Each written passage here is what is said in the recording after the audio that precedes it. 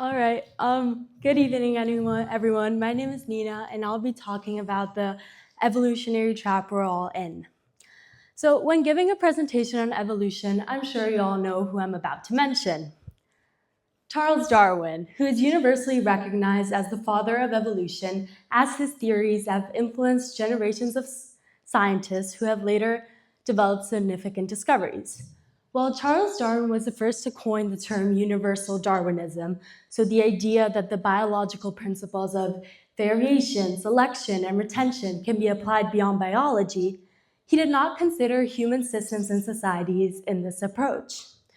Before introducing my idea that humans often favor immediate success over long term prosperity due to an evolutionary trap, I will first do a quick rundown on how these biological principles of variation, selection, and retention can actually be applied to our human systems, economies, and societies.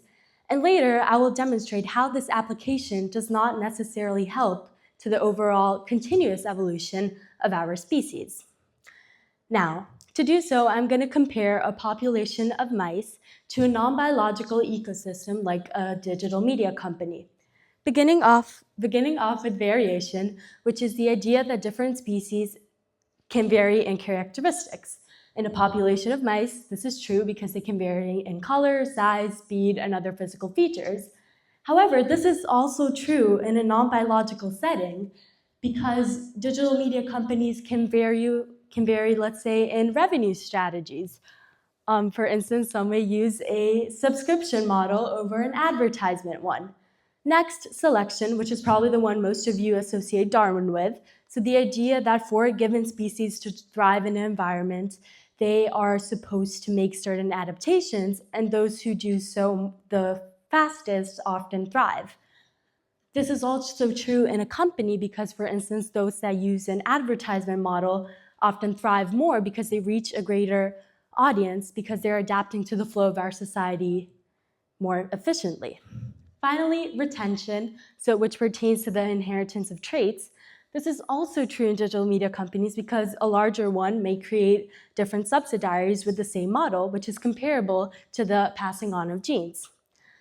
This being said, it is evidence that human systems and societies do fit into this category of biological evolution. Let's break it down. Darwin explains that life evolves continuously and independently. But human systems and societies are more adaptable than biological entities because we designed them to evolve, anticipating the change.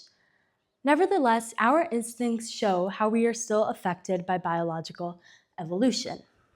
As anthropologist Christian Rahn states, we are often wired to favor these immediate successes because of this evolutionary trap and because evolution hasn't equipped us with the necessary skills to face modern life complexities. He calls these forces that block our long-term success thinking Darwinian demons, and they can take different shapes and forms. To make this a more concrete example, in any workforce, the worker that gets the work done quickest thrives. But this does not mean it is the best work. However, it still mirrors the process of natural selection where the species that adapts the quickest thrives. To put it in a more global perspective, think of concepts like climate change, artificial intelligence, and debt. These not only stem from our personal mistakes, but from a wider evolutionary trap that affects us all. Climate change. It has been a problem for decades, yet we still have not solved it, which raises the question, should we adapt to it or should we combine our efforts to mitigate it, to get rid of the greenhouse gases that cause it? Our society chooses to adapt. We choose to take simpler measures that do affect us in the short term, but will not ensure long-term success. For instance, we use paper straws instead of plastic ones. Or for anyone who has lived in the European Union for the past decade, the caps are attached to the water bottle. And this, yes, it does reduce pollution, but it does not get rid of the problem in the long run, mirroring our evolutionary thinking. Even in smaller scale problems, you go to the supermarket and you see that your favorite beverage has increased significantly in price. your mind automatically goes to the economy, current events, but this is not entirely accurate because our economic systems have stayed the same for decades. So what stems the continuous stems of public companies is the fact that they do focus on immediate success. They see that a beverage is thriving in the market and they keep on inflating it, and as the demand increases and all that economic stuff, which do lead to the eventual cost-cutting measures, debt, and the lack of employee welfare and sustainability.